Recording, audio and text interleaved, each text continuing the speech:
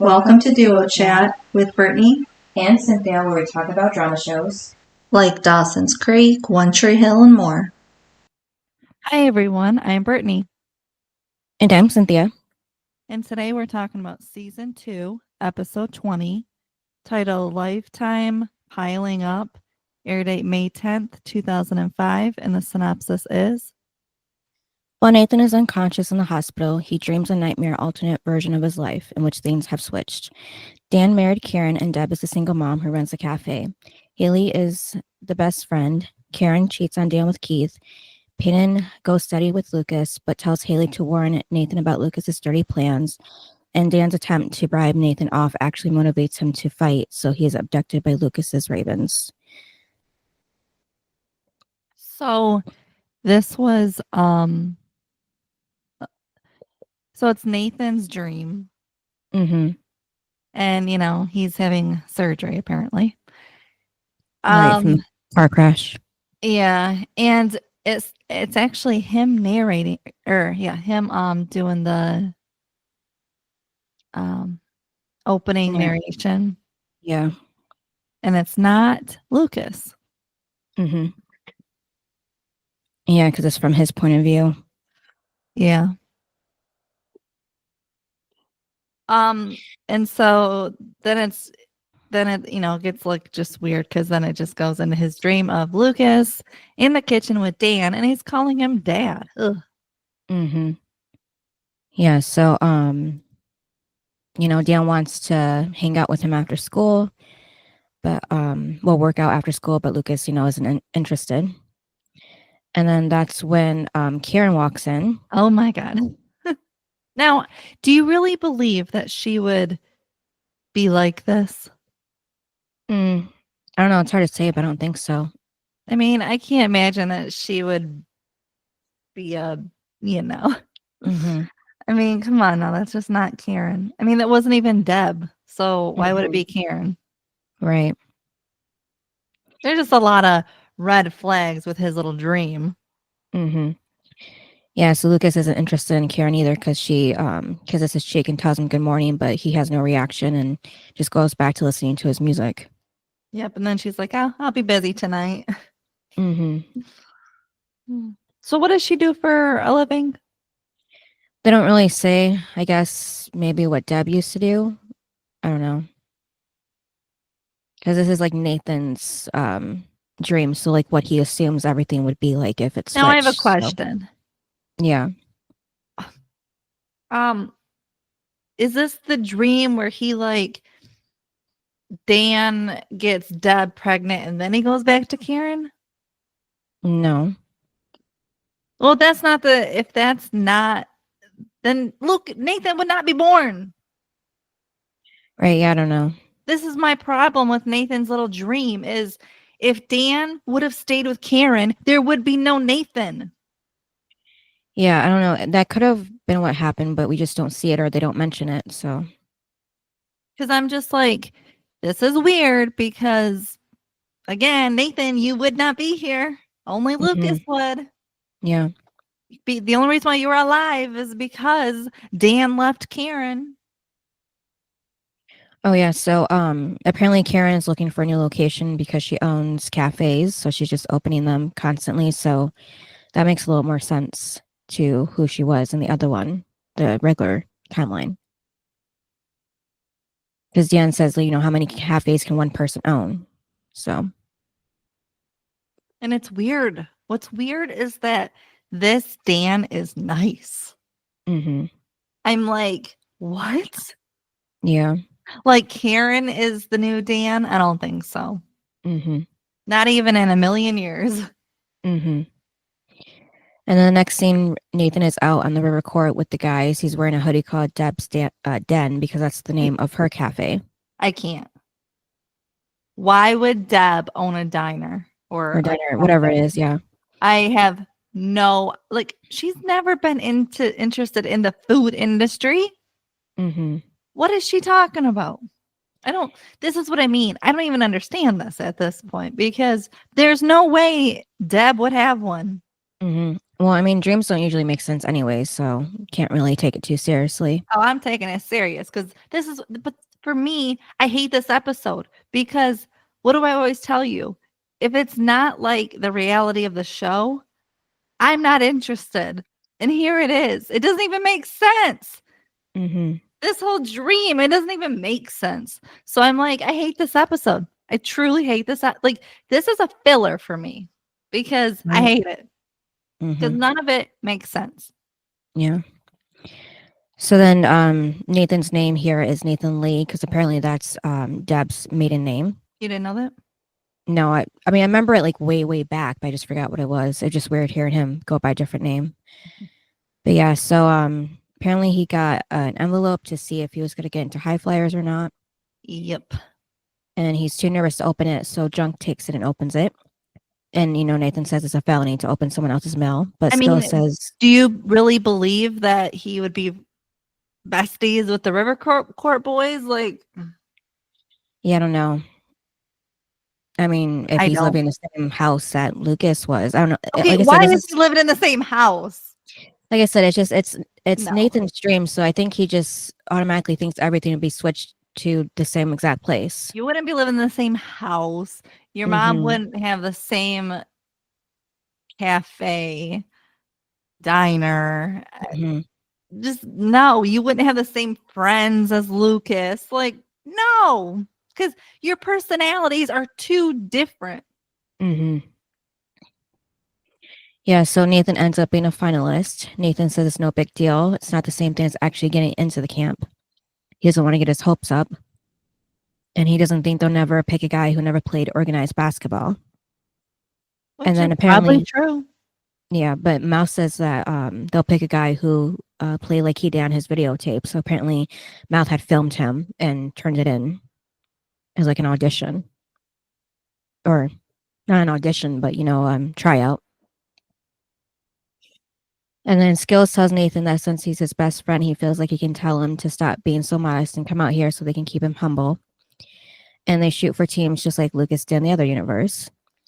And then the next scene is with Lucas driving Peyton. Okay, this is the only thing that makes sense. Lucas and Peyton together. Otherwise, this whole dream doesn't make sense.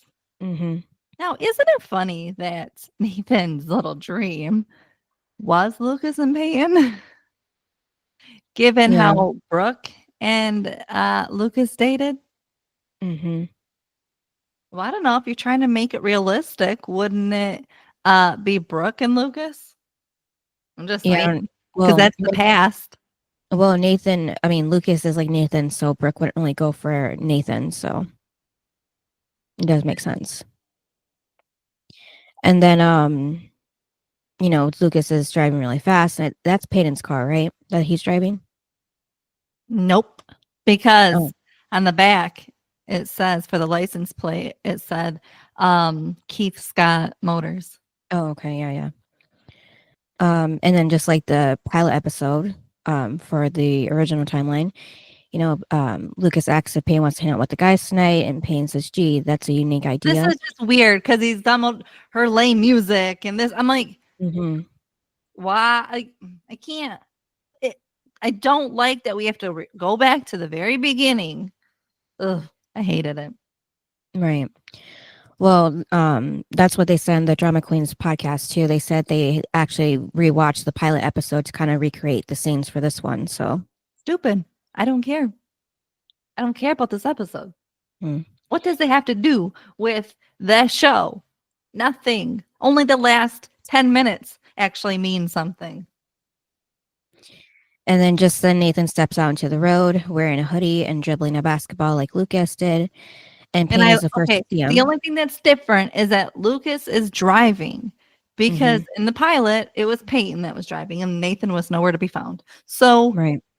Oh no, sorry. He was on the bus crashing. That was the only difference is Lucas is driving and Nathan won't get out of the way. So Lucas keeps inching up ready to hit him. Mm-hmm. I think they just use this scene to give Lucas and Nathan a moment to like interact with each other, since they weren't going to have too many anyways in the episode, if they were following the pilot episode at least. Because Nathan asks Lucas if Daddy taught him how to drive, and Lucas says yeah, and he sends his love. and then tells him to get out of his way and calls him a loser. And then Lucas does that, like scooting up closer to him and breaking, and then getting closer, breaking. As I said, but I just can't figure out why Nathan would think that Dan would be a better guy if he was with Karen. Yeah, I don't know. Because it's Nathan's dream. So I'm just like, why would you think Dan would be any different if he was with Karen? I don't get it. Mm-hmm. Right. And Payne mouths sorry to Nathan, and then Payne asks Lucas, why does he have to treat Nathan like that? It could have easily been him if his dad married Deb instead Oh of my his mom. God. Yeah, but it's like that was ever gonna happen. Mm-hmm. Oh my God. Yeah. And then after the theme song, we see Keith, which has been a minute in the regular timeline. Okay, I love this because this is the one thing that I do love. Keith is the one that has that owns the dealership, Mm-hmm. and Dan works for him. Oh Yeah. my God, I love that part. Mm-hmm. You didn't love that? No, I did, yeah. And then yeah, Oh so my Keith God. mentions So when Dan walks in though, mm-hmm. it was hilarious because Keith was like, he said, let me guess, dog ate your work ethic. Mm-hmm. What? It was funny. Right. So Dan explains that he had to go to the uniform place to sign off on the new Ravens logo. Apparently for the school, not work. But Keith says... Yeah, but he's the assistant coach, so it makes sense. Yeah. Even though I would think that'd be Whitey doing it because he's the head coach. Mm-hmm. But, Dan always has to get, his way. So. Mm-hmm. So Keith reminds Dan that he's the boss there, and maybe he should have married Deb. He might have gotten her parents' money and things would have been different. Mm-hmm. So, again, they're just... Well, and so, again, we're definitely showing again that that's the reason why he married Deb. Mm-hmm. And they just keep throwing nods about the regular timeline, so... Well, and then he calls him boozy. Mm-hmm. Yep. Yeah, and then Keith tells Dan to go sell a car to a woman nearby and to not screw it up. And then Dan mentions he has to leave early for basketball practice. Keith doesn't like that. And then back at the cafe, a man named Otis offers to buy Deb a beer, or the cafe diner. She says he's been offering for 10 years. He knows she doesn't drink, and he says doesn't hurt to try it. So in this one, we actually hear about Cooper because who was it? Nathan that got a letter from Cooper. Yeah, and it's weird because he calls him Uncle Cooper, and in the original, he just calls him Cooper. Right. Well, maybe because they're closer in this timeline, probably. I'm guessing since he's sending him a letter, but. And then, and then Deb is also thinking about taking classes at the community college. What I mean. No, like Deb was not interested in cooking. Well, they didn't say cooking classes, just classes in general. She ain't interested in that either. Yeah, because she just wants to be able to. She says she wants to get a course in making ends meet. So maybe that's like a financial thing. I don't know, but Nathan asked her if she ever regrets her parents cutting her off, and she says not for a second. Otherwise, she wouldn't have him. Okay. What does that even mean? I don't even know. Because what I got out of it was like, I don't know, because the whole thing was she married Dan and got her parents' money. Like her parents financially supported her. Mm-hmm. So is that what he's talking about? Like she left Dan, so her parents were like, no money? Well, I took it as like she said I wouldn't have you, Nathan. Like maybe her parents didn't want her to have Nathan because he wasn't gonna have a dad. And maybe they thought that having a child so young would have messed up her life. So maybe that's why. Because I'm just so confused. I'm like, what? Because the whole original thing is she got pregnant. Dan married her, for her money. And I'm like, what? So I'm confused. Yeah. Maybe in this timeline, they just didn't want her to have a kid this early. So they said, if you have the kid, then we'll cut you off, basically. Okay, but what about Dan? Dan just left at some point. But if he would have stayed with her, they would have given her the money. Yeah, maybe Dan didn't know about the money. Maybe Deb was trying to see if he really cared about her without the money. So I know, but either way, like Deb knew. So Deb, they would have paid for her if she would have been with Dan. Because clearly that's what they did. Yeah, she says that money buys you nothing but misery because look at Dan, Karen, and Lucas. And then Nathan said she could build up traffic in here by hiring some hot girls to dance on the bar. Oh, also, when she says otherwise I wouldn't have you, if Dan was with Karen, you wouldn't have had him. End Right, of yeah. discussion. Yeah, maybe Dan just thought that he would have had a better future with Karen for some reason and left Deb for her and went back to Karen, That's probably. why I'm wondering if, do you remember when he went to go to the hospital when Lucas was born? Is that when, because obviously Deb was pregnant too, because they're only like 4 months apart. So is that when Dan chose Karen all over again? Was Probably. when he went to the hospital to see Lucas and then they got married and stayed together? Yeah, because the only reason why he didn't go into the room is because he said he saw Keith holding Lucas, so maybe Keith wasn't there at that moment when he went in. So Right. Or he was and he didn't care because he still loved her. I don't know. Like that's the only thing I can think of, because if he would have stayed with Karen, you would not be here. There would be no Deb. There would be no Nathan. Also, I'm really confused at why she's in Tree Hill. Wherever she was is where she should be. Why is she in Tree Hill?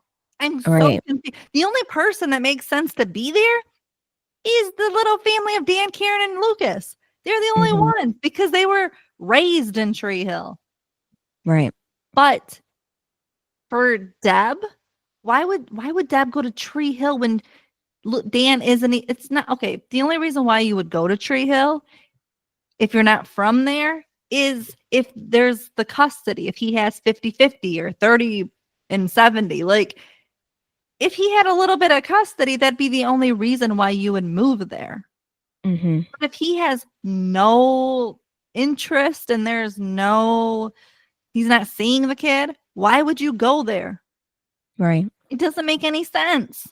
Does it make any sense to you? No. And then why would you move there and want to put that torture on you and your kid?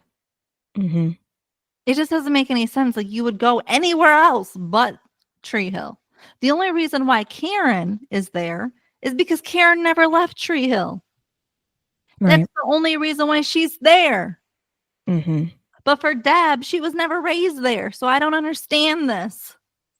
Yeah, they just probably did that for this episode so they would have this whole interaction with everybody. Yeah, but Dan talks about it to Lucas. Or no, was it Nathan? Something about how Deb thought she could come here. And I'm just like, well, again, why? She wouldn't. Right. Yeah, and then still at the diner, Haley walks in and she says, because she heard the end of that of Nathan, she says, speaking of hot girls, sorry I'm late. The school bus driver had ran out of gas apparently. I didn't like Haley in this. Why? It was too chippery. Oh, well, it just kind of reminded me of the pilot episode of Haley. She was just too much. And I was just like, tone it down. Like, we get it. You're acting, but tone it down. No. It's too much. Well, like, just stop. Oh, I liked her. And then, well, and then she was too much all over Nathan. And I was just like, okay, tone it down. Because again, I don't believe you two would be best friends. Like this whole thing. Well, that was the whole thing. They weren't like Lucas and Haley. They were more of a best friends to lover scenario here. They weren't best friends to begin with. I know, but just in this timeline, that's how it turned out to be. And I know, but I'm just saying I didn't care for it because no, like again, Nathan's little dream. I do not believe that you and Haley would be best friends. Well, he That was wasn't Lucas. the popular guy, so it makes sense. He was what? He wasn't the popular guy in this one, so it makes sense. I know, but again, they're two different people. The stuff Yeah. they're interested in, I just don't believe it. Well, they had more of a chemistry than Haley and Lucas did. So I like to see that. Like they were naturally bickering at each other like that. I just didn't see it as them being friends. I could still see that too. So and then Deb opens letter from High Flyers. Nathan tells her he's a finalist, but it's no big deal again. And Deb said she's proud of him, and Haley tells him congratulations. They have to celebrate later. Because right now she has to do the dirty dishes. And that he rocks, but don't let it get to his head. And Deb tells Nathan that him and Haley are going to end up married someday. And Nathan tells her to stop it because he's known Haley forever. They're just friends. And Deb says that's a good way to start. And he tells her to keep dreaming. Yeah, so that never happened with, between Karen, Haley, and Lucas. Haley and Lucas, and that little dialogue there. Like Karen never mentioned about them getting married because she knew that they were friends. But Haley and Nathan, this one is completely different.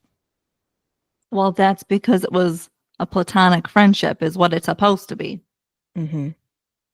Yeah, but it just shows like no matter what timeline, it seems like Haley and Nathan could end up together. In Nathan's head. Yeah, at least, yeah. And then back at the river court, Nathan and the boys find Lucas and the Ravens team already there. Nathan tells them they must be lost, and Lucas says that Whitey closed the gym. They have to go somewhere. And Skills says, I can't do that here. Then it's been a minute since we've seen him, but Tim's there again, and he's annoying Lucas, like he always annoyed Nathan. This is just the fact that Lucas would be friends with Tim. Well, it's the Ravens team basketball, so it makes sense. They've been in the same circle. I was just cracking up at Lucas. Mm-hmm. Like, I know we're supposed to be on Nathan's side, but Lucas, because he was just getting so annoyed at Tim. Mm-hmm. It was just so funny. Yeah. Because Lucas was annoyed at him in the original. Like, mm-hmm.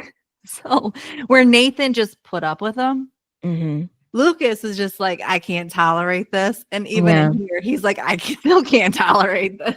Mm-hmm. Yeah, you could tell he was a lot more mad than Nathan was. That's what I mean. It's like Nathan was just like, this is Tim. Mm-hmm. But Lucas is just like, stop. Like, I cannot with you.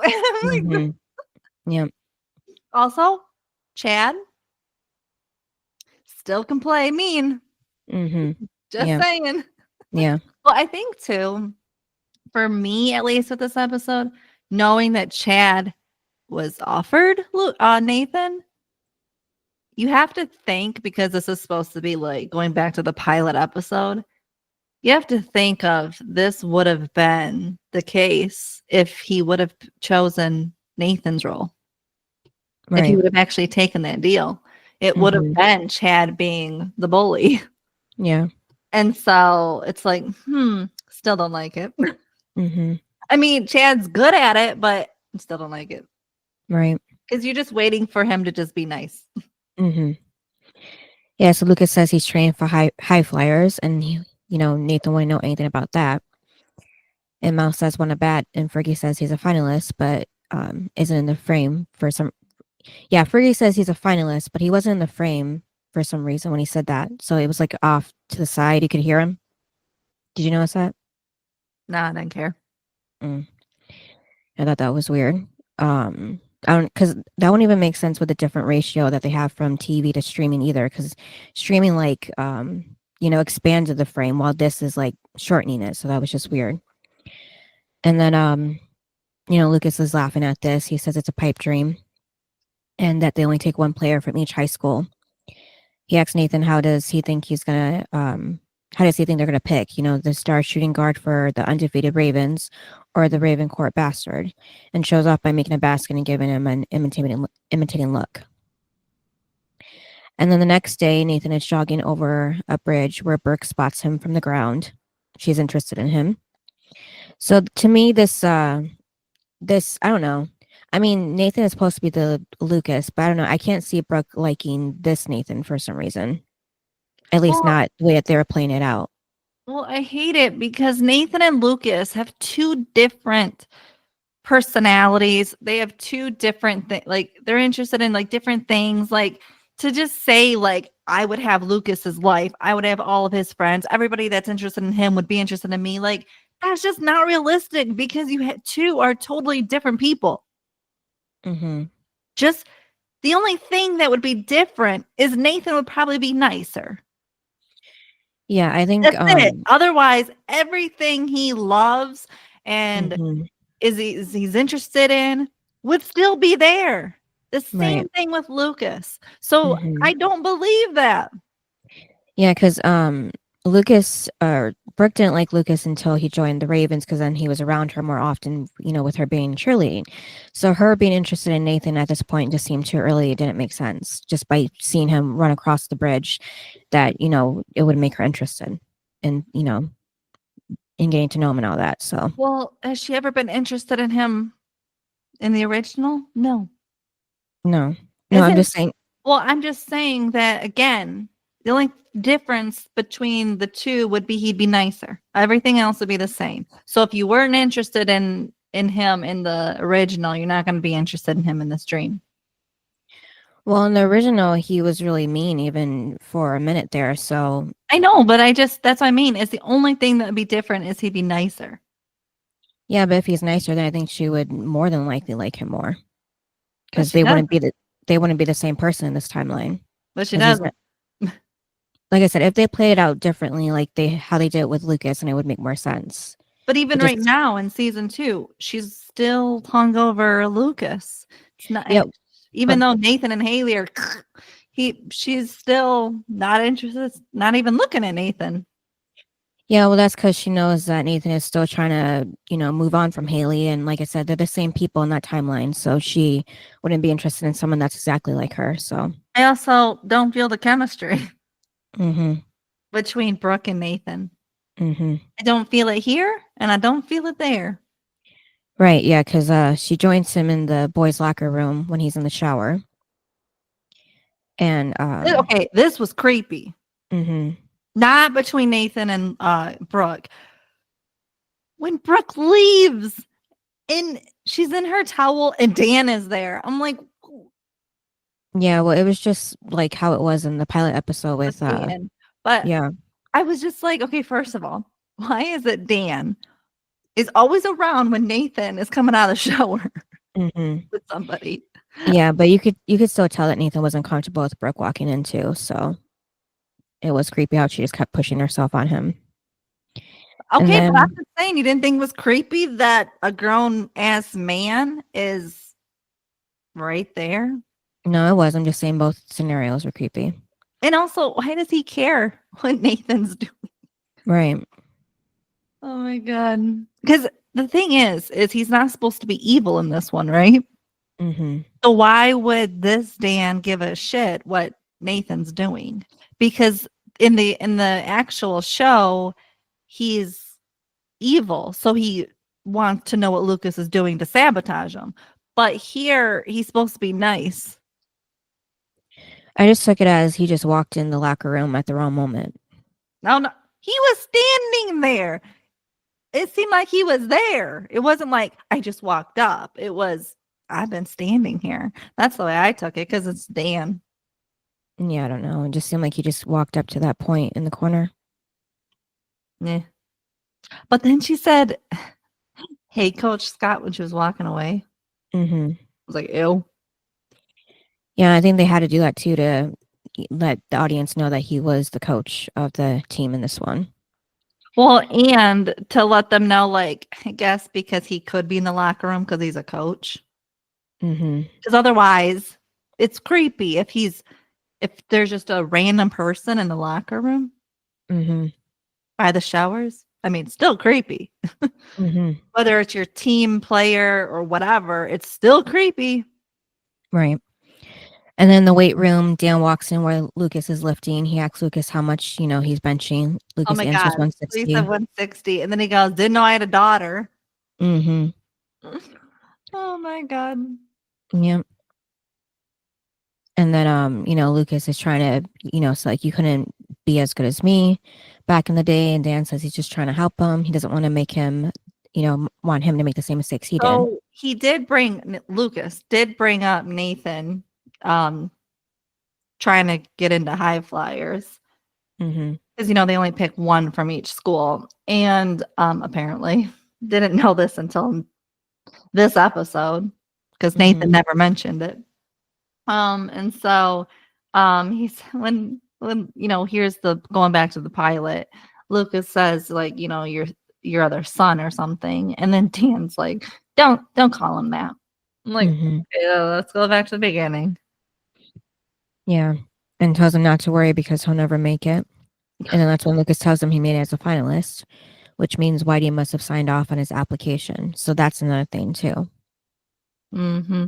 So then Dan goes to see Whitey and was like, "You're seriously not considering Deb's son?" Right. Okay, I have a little thing with Whitey in this episode. Why? Because it feels like, and I don't know if it's because he's been around Nathan for 2 years now, like, so he's protective or what, but it seems like in the pilot, he cared about Lucas, a little bit, but, I think for him, it was also revenge on Dan. But here, he truly cares about Nathan. And I'm like, where was this love and support for Lucas when Dan was being a jerk and Nathan was being a jerk? Where was all this love for Lucas? It wasn't there. But here, when Lucas and Dan are doing the same thing, he's all in, supportive and there for Nathan. And I'm like, huh? I don't understand this. If we're going back to the pilot, Whitey needs to be less supportive and care a little less about Nathan because he didn't. Because even in the pilot, Whitey still cared about Nathan. The only problem that he had was Dan. Otherwise, he still supported Nathan. So I don't understand this. Right. Well, one of the girls in Drama Queens, I think it might have been Joy, she said they at some point they basically put like all of season 1 into this one episode. So but even that makes more sense. Whitey was still supportive of Nathan. But he still cared about Lucas too. So, but yeah.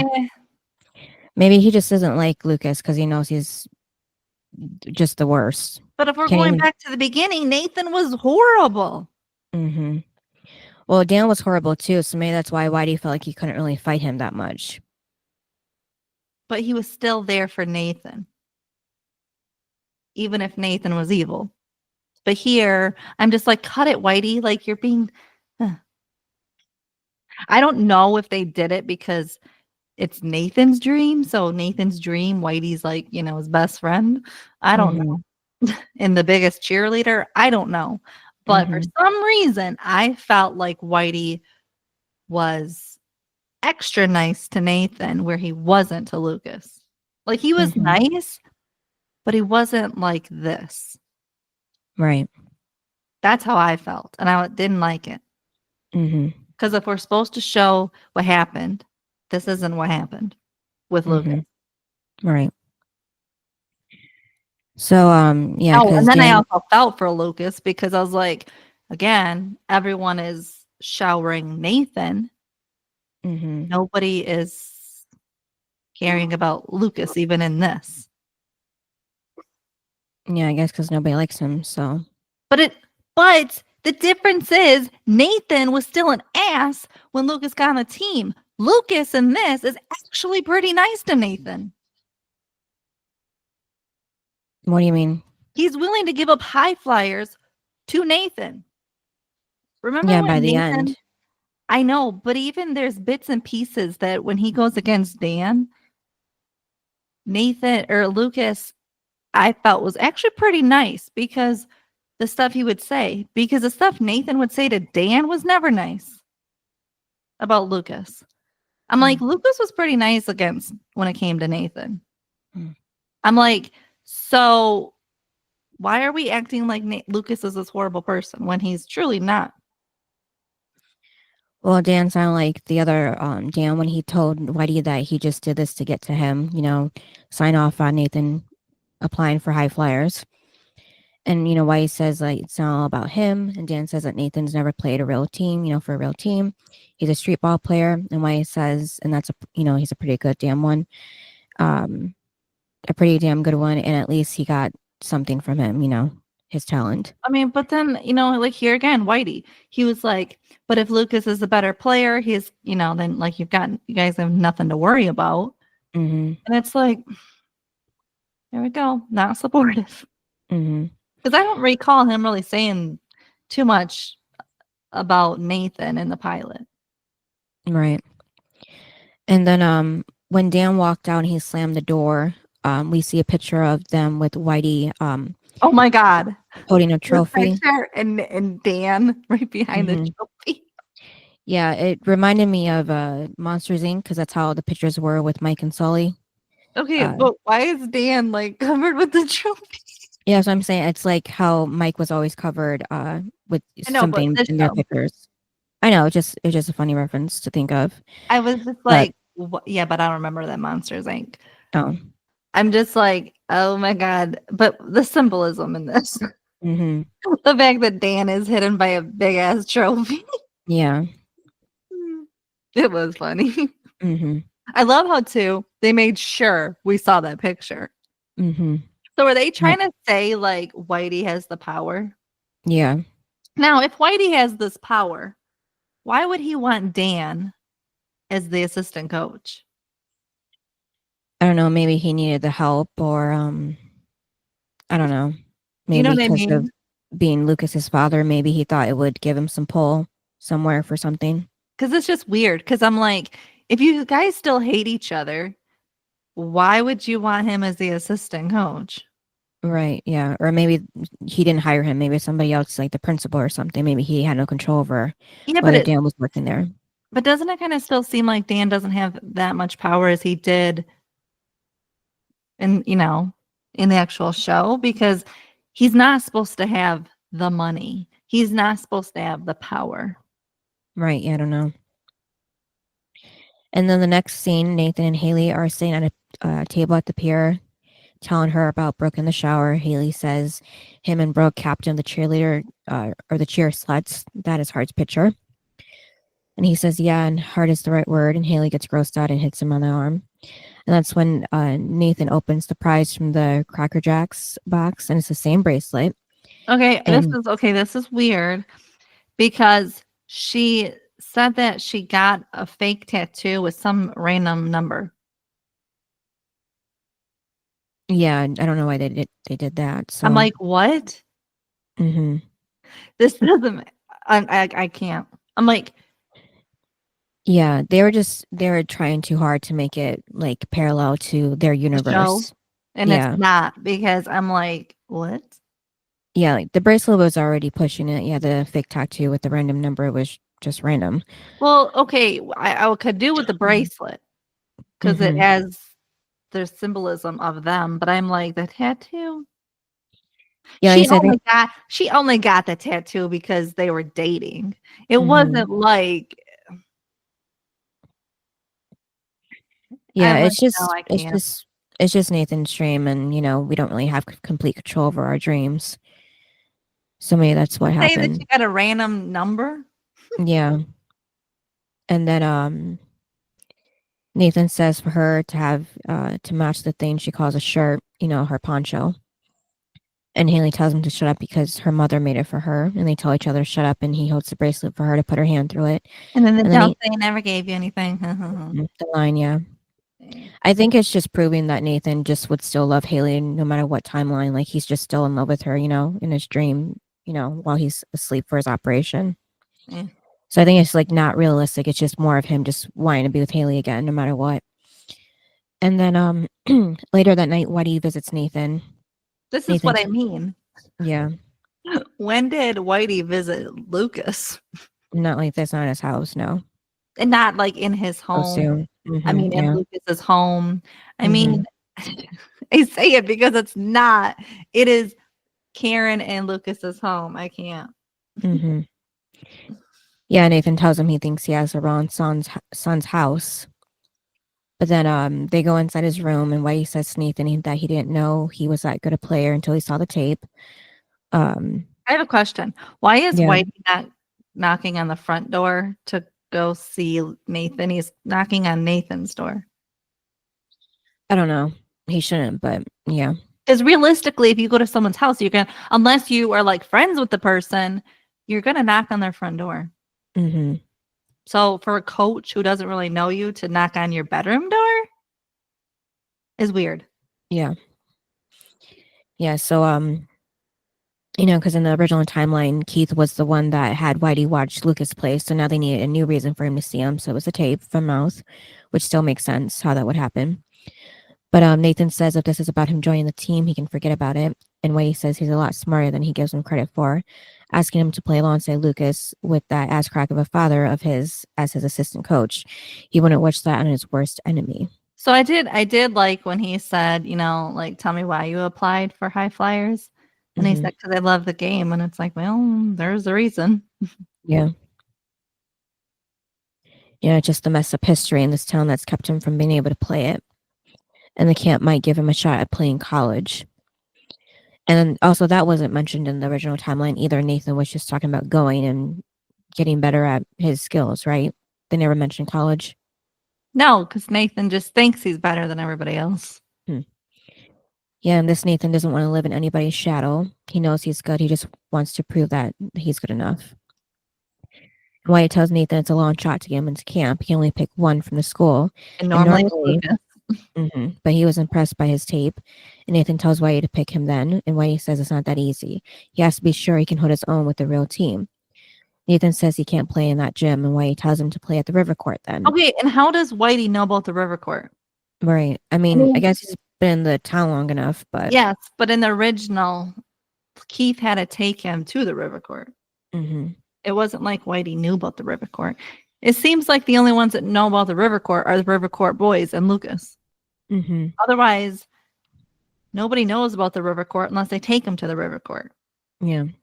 Like, I think Whitey always knew about the river court. He just didn't know Lucas was playing there. But yeah, so Whitey tells him he wants Nathan to beat Lucas, but that's up That's to what I him. mean. When he said, I want you to beat him, I'm like, when in the hell did he tell Lucas that? Hmm. Nathan. Yeah, like I said, since this is a dream, you just have to not take it so seriously because Oh, it no, could go I'm either taking it way. seriously because I hate this episode. You want me to talk about something, right? Otherwise, I'm going to sit here and just listen to you talk because I hate this episode. Okay. So I got to be judgmental on something. Hmm. And then Dan is at home in the living room watching an old game of his. Lucas walks in and asks if he wants him to play in Springsteen's Glory Days to complete the picture. And then Dan says for Lucas to cut him some slack. He looks at him and sees himself 20 years ago, and it reminds him of that promise. And Dan tells Lucas if it's hard on him because it's hard on him because he wants him to feel the triumph that he never had. But this kid is a risk to that. And Lucas, if he means his other son, and Dan says only biologically, he means nothing to him. And he tells Lucas he means everything to him, and Lucas laughs at this. So did I. So when he said like he's no threat to you and stuff, um, so I mean Lucas though, when he said that, like don't sweat it, like I'll protect whatever is like whatever good is like left of the name of your name and stuff, and then he goes, "You got bigger problems anyway," and it's weird because it's the same tape of Karen saying, we're going to get married someday and we're going to have kids and just come to our house. I'm like, oh, dear God. Mm-hmm. This tape again. Yeah. And Dan is just sitting here watching it. Mm-hmm. Maybe he was just remembering the better days with him and Karen before she became this kind of woman she is today. Or is he regretting choosing her? I don't know, maybe both. Like if I was a Deb, I'd have money of my own. Mm-hmm. but not really because it was Deb's money, and now we're assuming this is all Karen's money. Mm-hmm. So either way, he never had his own money. Right. And then the next scene, Keith and Karen are messing around when he sees the time. And she tells Keith she has to go. She's already worked a lot these past these past few weeks. And Keith says Dan isn't going to be suspicious, and he asks Karen to spend the night. And Karen tells him he knows she can't do that. Keith says she could leave Dan, and Karen asks, who would protect Lucas. But protect him from what exactly? Well, he said becoming a jackal like his Oh, father. mhm. So Yep. that's But the truth. Because yeah, I think that was the thing was Dan wasn't in Lucas's life, so Lucas was nice, is what we're trying to say. oh, Is he's the reason why he's living with Dan. I mean, he grew up with Dan as his role model. So mm-hmm, let me think of Nathan. He was a jerk because of mm-hmm. Dan. Yeah. When you take Dan out of it, they're fine. I don't know about this, Lucas. Well, that was his role model his whole life. Mm-hmm. Is Dan. Mm-hmm. But it's weird that like Keith and Karen would like be together. Like if that's Right. the case, wouldn't she have left especially because it's her money? I mean, Keith owns a dealership. He has money. Mm-hmm. Karen, Yeah. wouldn't she have left him a long time ago? Yeah, it doesn't make sense. I don't know. They don't tell us the only reason why she would like be holding on to him. I mean, just think about it. If she's in love with Keith, she's got a kid, but they'd make this cute little family, and then and they both have money. It's not like she's holding on to Dan's money. So I don't get why she wouldn't have left him. Right. I don't know why either. Like it's just stupid to me. Yeah, and then he apologizes to Karen for saying, about Dan and Lucas ending up like him, and then says he would raise Lucas as his own. And she says sometimes she thinks he is. I know. I was like, huh? So I think that was just a nod to the other timeline, but the girls on the Drama Queen said that like a reference, like maybe that she thinks that he's actually Keith, so she was sleeping with both of them for this long. I don't know, but No, I think it's either their personalities or something like that kind of thing. yeah, maybe. Like Dan is so far from reality that he's more like Keith Yeah, than he possible. is Dan. Because we kind of said that from the start of like, oh, like Lucas is like Keith and then Nathan's like Dan. Mm-hmm. And I think it proves here. And I mean, here too, in this reality, Keith is not hanging around the diner or whatever Deb has, hanging out with Deb and Nathan. He's Right. hanging around Karen. Mm-hmm.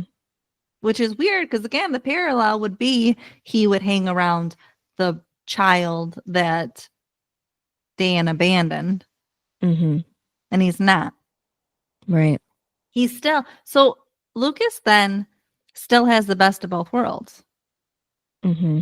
He has living in that house, that psycho Dan that he's always wanted, but he also has Keith, which we all thought he wouldn't do. Like Keith wouldn't be around Lucas. Mm-hmm. Because of Dan. So I'm like, the boy's got the best of both worlds over there.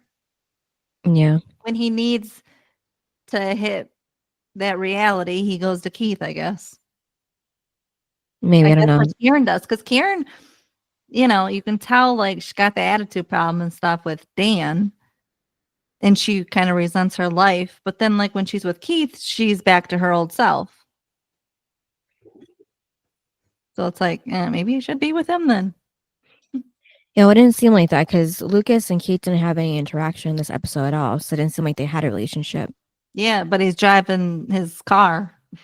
Yeah, I don't know. Maybe just it was like a present to him and that was it. And then Pretty nice car. I mean, pretty mhm, nice gift. yeah. And then back at the house, Karen walks into the They only had kitchen. one episode. They couldn't tell us the whole relationship. Right. But Karen walks into the kitchen where Lucas is. She mentions to Lucas that he's up late, and he says that makes the two of them. And Karen says she had meetings, and he says he knows that he actually knows what she's up to.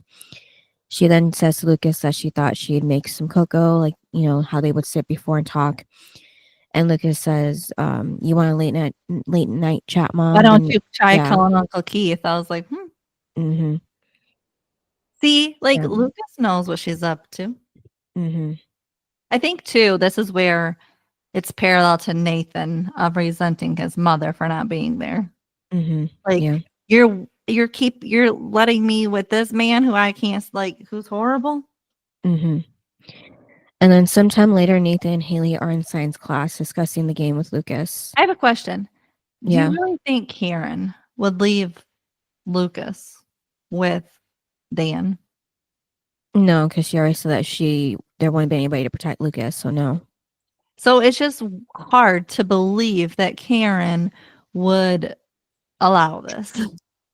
Yeah, so I think that's the only reason why she's staying with Dan is for Lucas, but she could take Lucas with her. So I don't know why, or 50-50. Maybe she's afraid of the 50-50 part. Like, if she's not there with Lucas all of the time, She's even though not she's, though. yeah, I know I was gonna say she's with Keith a lot, but I don't know. Like, in her head, that it makes sense. So, It seems like she spends her evenings with Keith and all day at work. So she's not even home to protect him. right, So then just leave. right. And then, yeah, so Nathan and Haley are in their science class discussing the game with Lucas, on the river court. Haley tells Nathan he has to play. He can't let Lucas stop him from chasing his dream. And Nathan says that's easy for her to say. And Haley says nothing is ever going to happen for him if he doesn't put himself out there.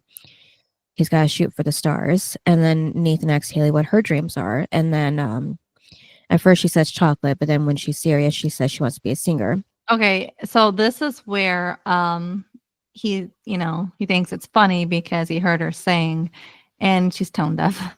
Mm-hmm. Yeah. And so, I mean, it's like, of course, Nathan would. Okay, this is my problem though. It's like Nathan wishes that she is like she can't sing, but at the same time, his ass is the one that pushed her to sing. Mm-hmm. So you can't have both of. You can't go back on what you said. You can't want her to live out her dream, but then be like, "Oh, I'm gonna dream that you can't sing." Well, maybe, yeah, part of him wishes that that was the real case. Yeah. Okay, then that's not a supportive husband. Mm-hmm. He's just probably wanting to go back to the way they were before her dream started. Well, but he Yeah. pushed her. Yeah, I know. I'm just saying Blame yourself. he's just having some regret now. Well, blame yourself. Mm-hmm. And then the way like he's looking at her as she pays attention to the teacher, you can tell that there's romantic feelings there. So like I said, no matter what timeline, he's still in love with her. Okay, but then we go to Lucas and Tim. Mm-hmm. Okay, why are they sitting next to each other? Yeah, and I didn't believe that Tim would be the one to come up with the idea to seduce the tutor girl, and get inside her head and steal away from Nathan. What I thought was funny was that Lucas was just like, no. Yeah, me too. Like Nathan, on the other hand, was like, yeah, but Lucas was like, no, I'm not doing that. Yeah. And then, Lucas's plan is, he can't win the game tonight if he's not there. Mm-hmm. So Tim asks Lucas if he's going to kill Nathan, because that's where his mind goes right away.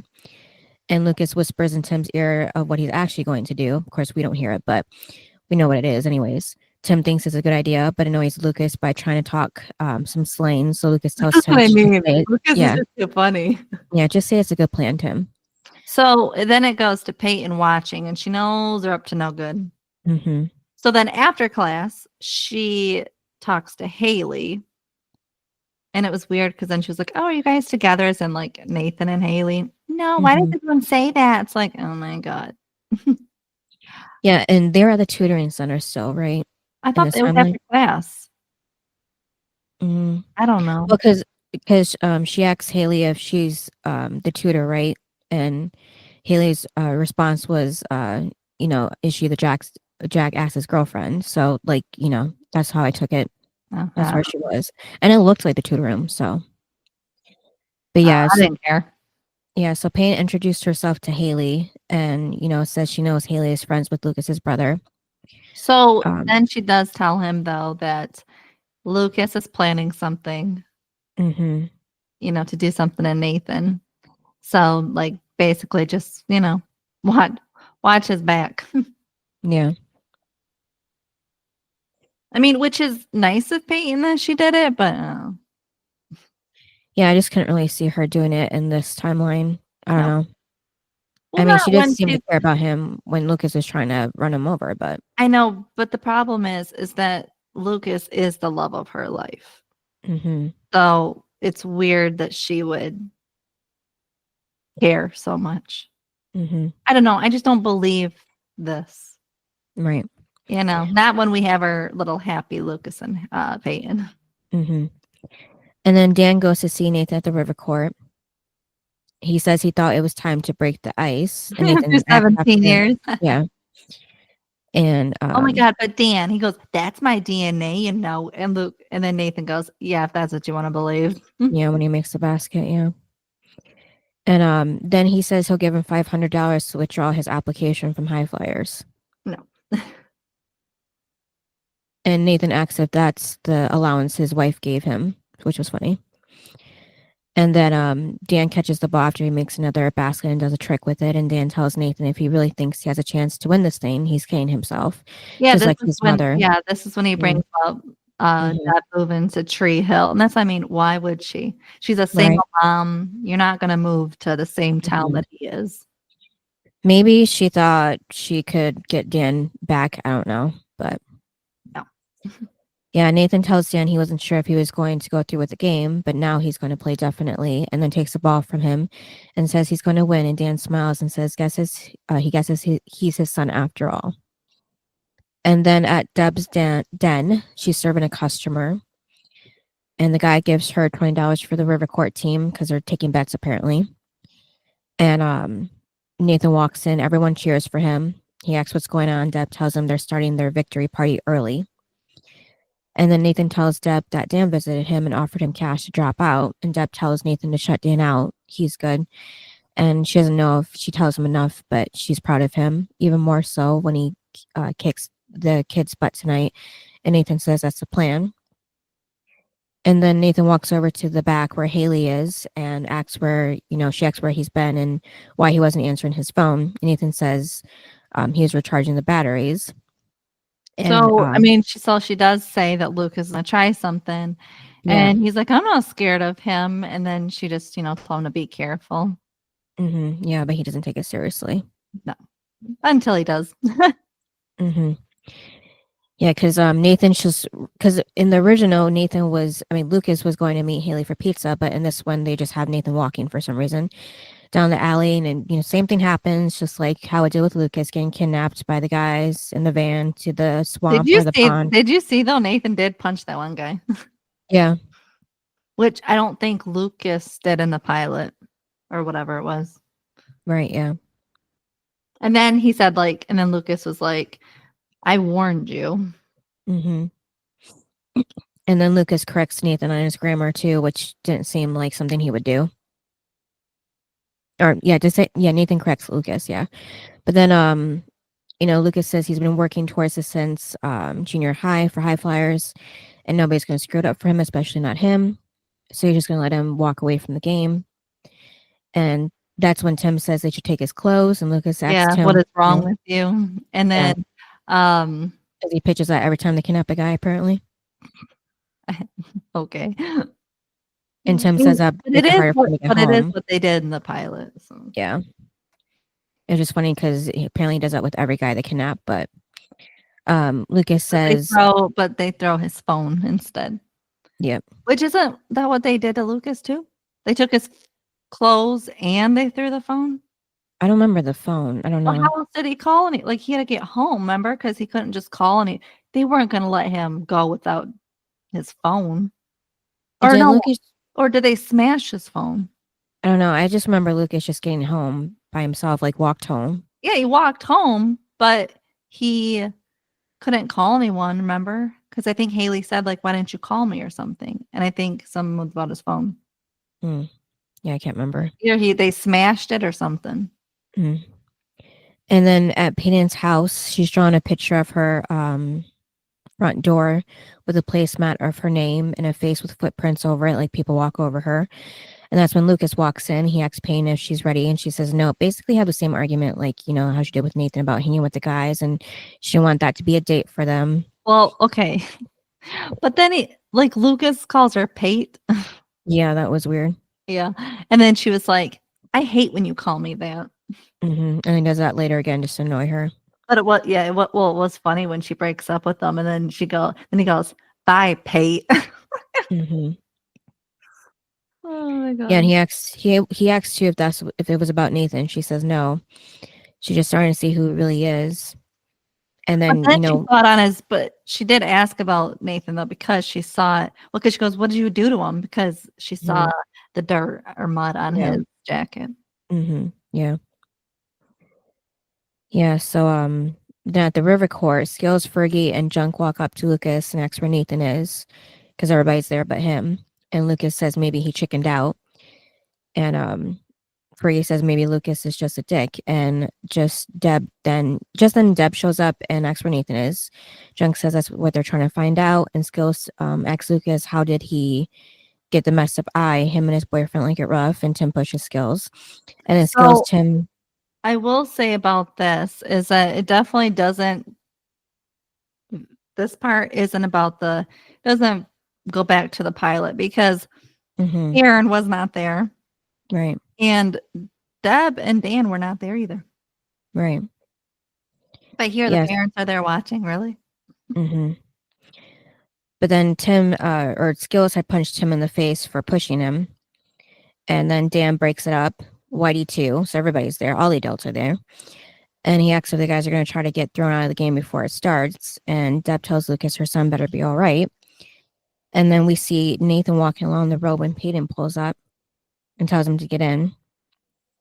And, he asks, how did he find her? He asks Peyton, how did he find him? And she says, this isn't the first time Lucas has done this to a guy. And he says he can see why she stays with him. And Payne says she broke up with him tonight. Nathan asks if she's helping him just to piss Lucas off. And she says that. And it seems like he's a decent guy. Plus, she thinks everybody deserves a shot. If you really want something bad enough, no one has the right to stand in your way. So, did Payne pick up Lucas? Or I don't remember. Yeah. But even in this timeline, I can't see this Nathan and Payne ending up together. They don't really have that chemistry like Payne and Lucas did in the original. And then Nathan says he got the weird deja vu thing. That's because he's having a dream but doesn't know it. But Payne says she doesn't believe in past lives. She thinks there's only one life. And tells him to get in again because she's his only hope of making it to this stupid game. And then back at the river court, Mouth announces that the game's looking like a forfeit when Nathan, Nathan's a no-show. And Haley tells him not so fast. She asks Lucas what he did to Nathan. And Lucas says it's not his fault that her boyfriend finally grew a brain. Did you see when he put his hand under her chin? Lucas to Haley. Oh, I didn't even write that down. I don't remember that. It was funny. I was like, ooh. Mm-hmm. And then Haley mentions that Payne said that he was going to do something, and just then Payne and Nathan pull up in her car. And Nathan asks Whitey if it's too late. Whitey says almost and hands him the ball. And he says 4-on-4, but Nathan says no, it's him against Lucas. I thought it was always just 1-on-1. No, because Whitey wanted to make sure he could play with the full team. Oh, I thought that meant like joining the Ravens afterward if he made the team. I don't know. No, because this is only about picking the person for high flyers. So he just wanted to make sure that he could handle a team, not 1-on-1. So I was surprised that he even allowed that. But it's going back to the pilot of the 1-on-1. Okay. Yeah, so Nathan says shoot for the ball. Lucas makes a basket. So he starts off, with the ball. Once it starts, Lucas makes the first basket. Nathan makes the next one. Then Lucas, they kind of go back and forth. And then it's 10-9 with Nathan in the lead. Then, but did you see though that it goes back to the pilot because Lucas says that, and like he never mentioned you, not all these years. And that, do you really think it'd be different if he'd marry, your mom and stuff? Right, and him elbowing Nathan in the face too, just so he can make him the basket. Oh, the pilot. Yep. And then Nathan saying this is for my mom. That's the same thing Lucas said. Yep, and then he ends up making the winning basket. Oh my God, though. I got something with this though. Hmm. This scene with Nathan going up and shooting and making the basket. I kept rewinding it and going back to it. It was the funniest thing ever. Because they messed up big time. How? Because when when Nathan goes around Lucas, right, and jumps up and makes the basket, when he goes around Lucas, air quotes, when he turns around and the face turns of Lucas, it's actually a stand-in.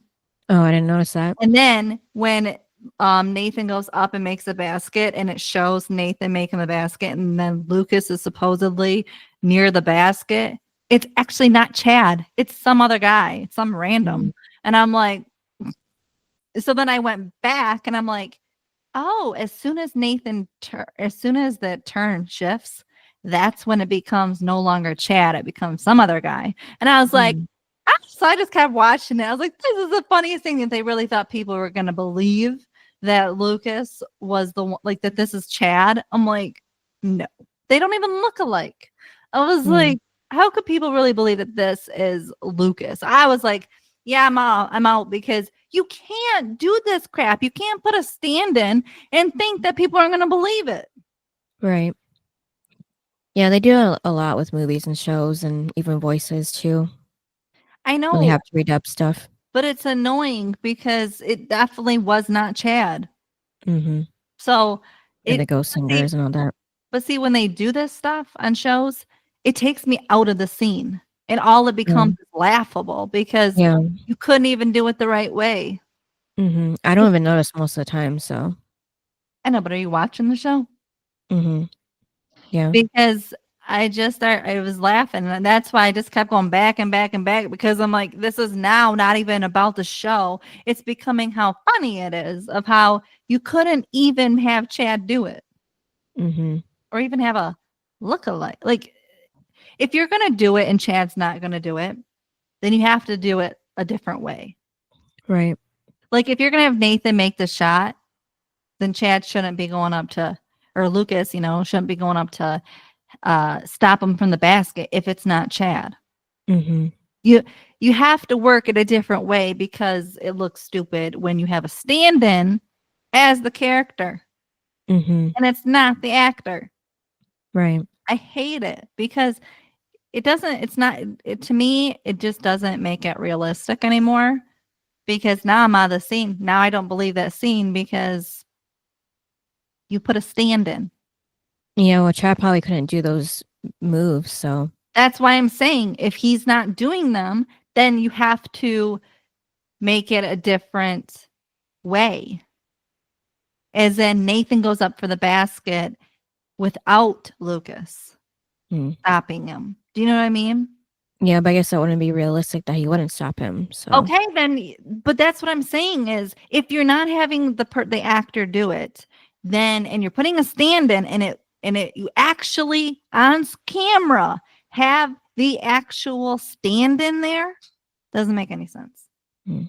It's one thing when they have like if it's like the back of the stand-in, but to show the stand-in's face, right, that's where it gets like stupid to me because you should have, okay, maybe it should have been the stand-in's the back of his head or something.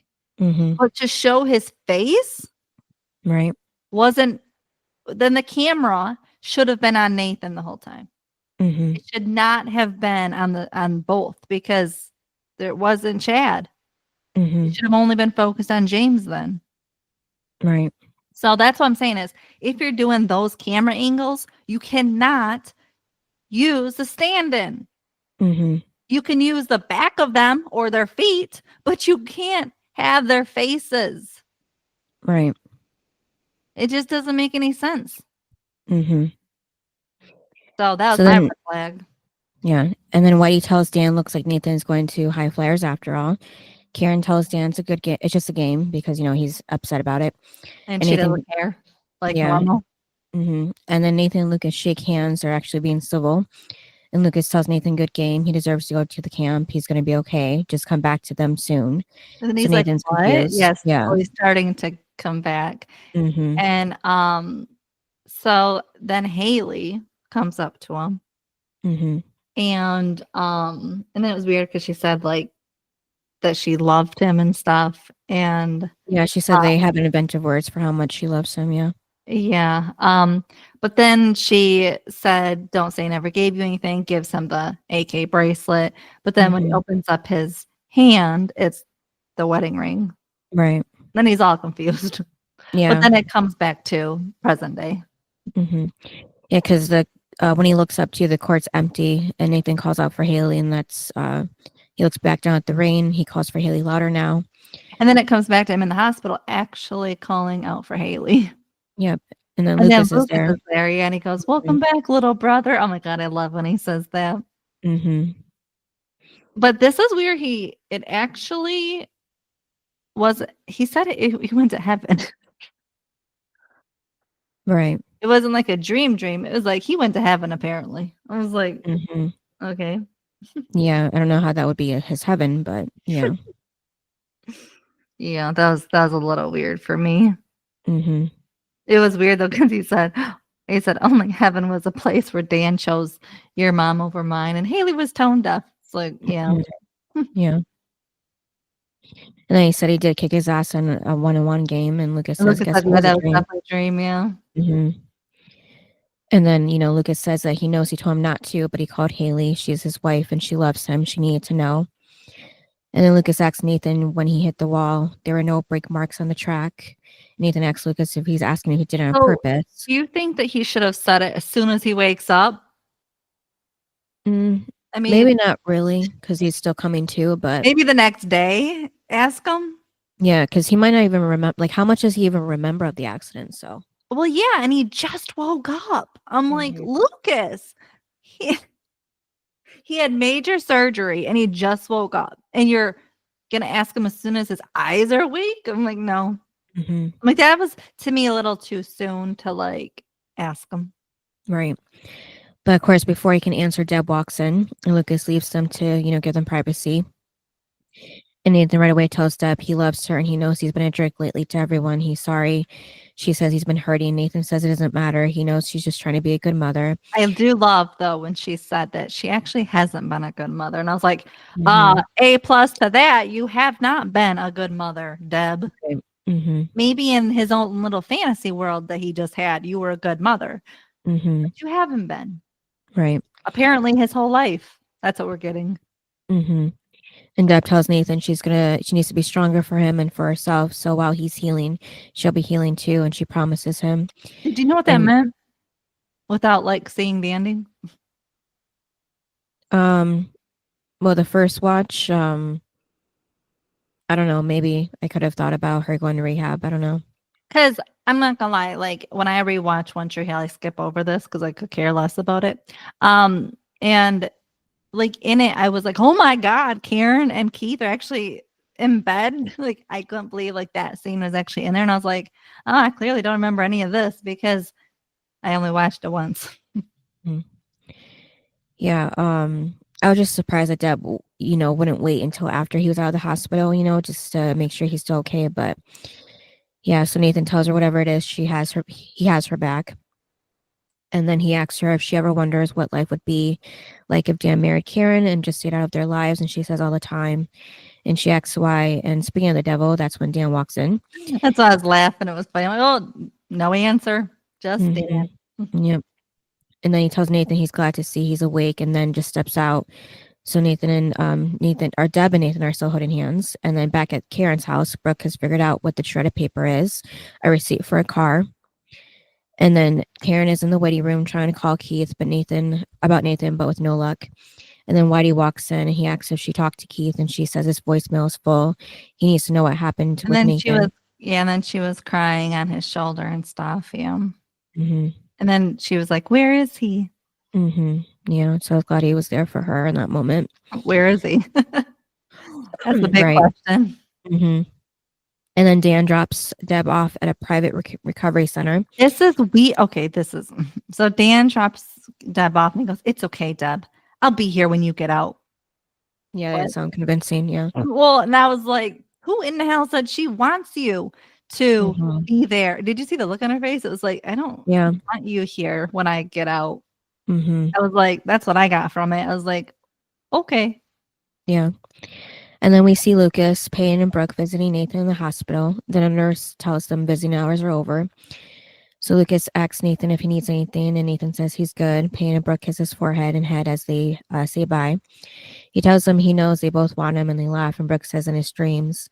And then the nurse turns off the light after they leave. So he picks up the phone and Very, calls Haley. yeah, very painfully too. He was in And pain. yeah, I know. And so he calls her. She's at the airport. She said she's coming home. Hmm. And then he tells her that okay, again, we are in the same episode. He tells her, like, you need to follow your dream, just like I need to. We'll both resent each other. She's like, no. And um, and then he said it. He said, I don't want you to come home. Hmm. So here's my thing about Nathan is okay, and Haley. So for Haley, no matter what, she should have come home. Right. This was his rock bottom. He almost Hmm. died.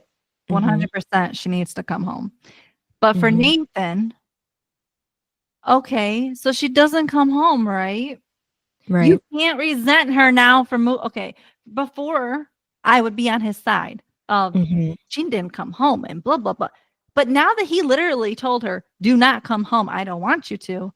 That's a Hmm. totally different thing now. So now when he gets upset in the future for her not Hmm. coming home, Hmm. you told her to. Right. She had a plane ticket. Your ass told her not to come home. You didn't want her to. Hmm. So I'm like, Nathan, from now on, am I going to feel sorry for your little pity party? No, because Haley would have been there, but you told her not Hmm. to. So I'm like, from now on, I'm not on your side Right. because of this phone call. Hmm. This phone call changes and everything because, Hmm. yeah, you could. Because remember in the future when he's like all mad at her, you told her to stay.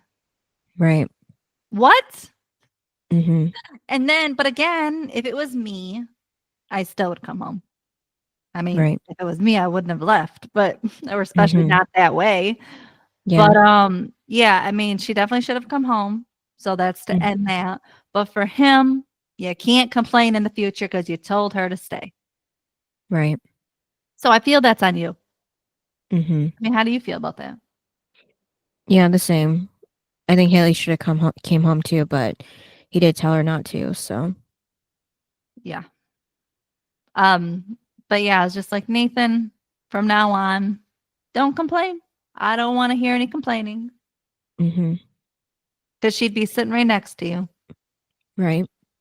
So then highs and lows. Oh my God. The low was when he woke up because I was done with the dream. I thought you Um, wanted to be that done with the dream. oh, I'm sorry, that was my high. Oh, okay. The low was the dream. Mm. How about you? Yeah.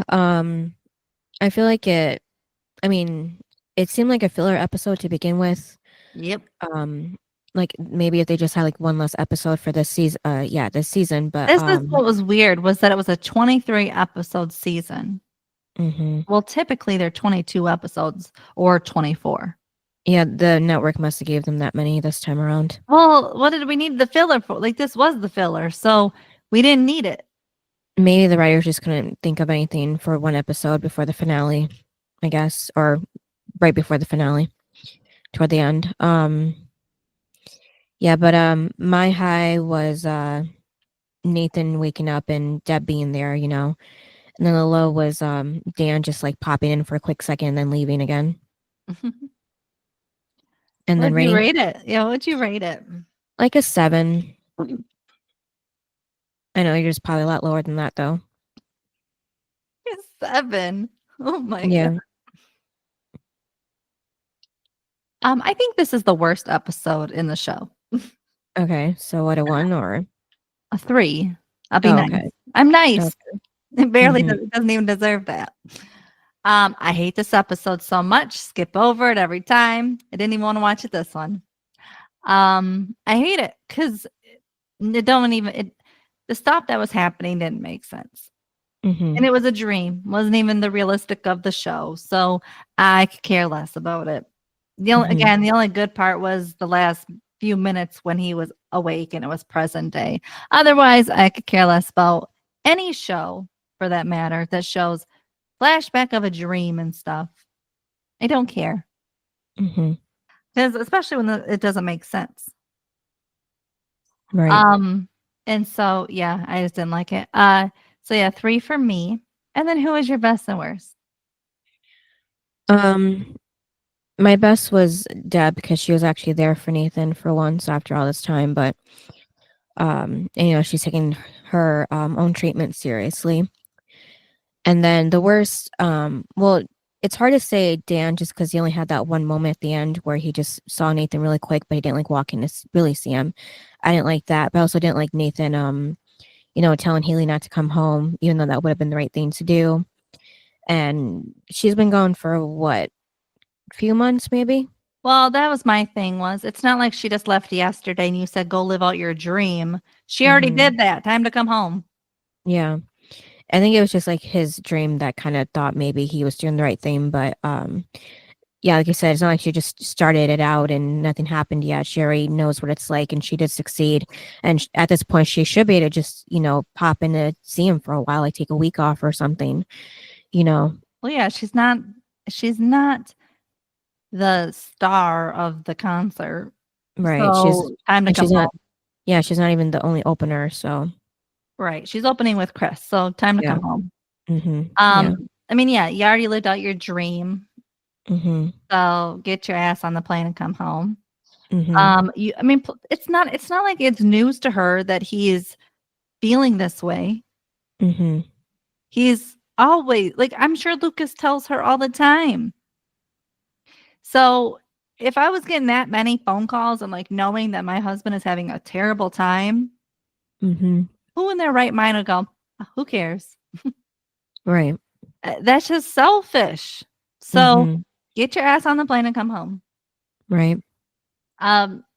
So for me, the worst was Nathan because again, in his little dream, he wished that she was tone deaf. Then in reality, he tells her, don't come home. Right. What? You just dreamed that she was home and that she couldn't sing. Now all of a sudden you want her to in the same episode? No. Plus his dream didn't make sense to me. It was his dream, so he's at fault for it. So he's the worst. He was the worst for me too. And then the best for me was I'm actually gonna go with Brooke. Okay. Because she took all that time. You know how much time that would take to put together Yeah, the shredded paper. Yeah. I'm like, and she's helping Lucas out. Yeah, she doesn't know what it is. Yeah. She doesn't know. And obviously when she shows him, but it's like she's helping him out. I mean, she must be bored out of her mind. Right. But I'm like, she helped him because he doesn't know what it is. And now he'll be able to actually look into it once he sees what it is. But Lucas wasn't going to take the time to do it. Right. He was only hiding it. Well, Brooke took the time. So I feel like she was a good friend in that aspect. Yeah. Because she doesn't know what his little plan, like what he's up to. So I think she was just being a good friend. Yeah. So I liked her in that because that took time and energy and patience. Right. Yep. So what's the next episode? Episode 21, What Could Have Been. That sounds like a title that would have been better for this one. Yes. I was like, because what was this one? Lifetime piling up? Right, yeah. Huh? That doesn't even sound like what even happened in the episode. Right. That's stupid. All right. All right, everyone. Thanks for listening. Yep, and we'll see you next time. Bye. Bye. Thanks for listening to this episode of Duo Chat. If you want to chime in with your opinion about the episode and the show we discussed, you can email us at duochatpodcast@gmail.com. And to keep up with updates about the podcast, you can follow us on Twitter, Instagram, TikTok, and subscribe to our channel on YouTube at Duo Chat Podcast. And give us a review wherever you listen to podcasts. We would appreciate it.